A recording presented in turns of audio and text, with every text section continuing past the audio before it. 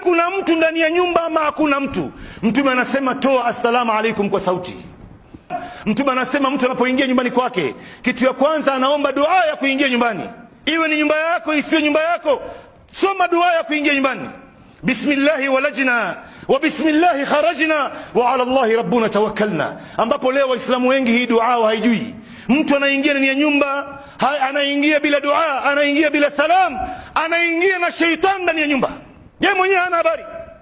Lakini unaposoma hii dua ukaingia na assalamu alaikum, shaitani wote wanabakia nje, na kama wako ndani ya nyumba watatoroka, wataenda zao nje.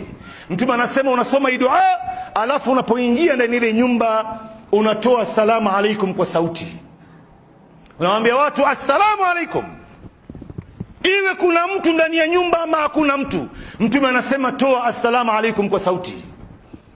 Sasa utakaposema hii dua na ukatoa assalamu alaikum kwa sauti, wale majini katika wale mashaitani ambao wanaishi ndani ya hiyo nyumba, kama ni mmoja atasema na kama ni wengi watasema, leo tumekosa mahali pa kulala, hawezi kulala ndani ya hiyo nyumba. Hii ni hadithi ya Mtume. Kisha Mtume anasema utakapoanza kula ukasema bismillah, wale majini wanasema la mabita lakum wala asha, hatuna mahali pa kulala leo wala hatuna chakula, kwa sababu hawali chakula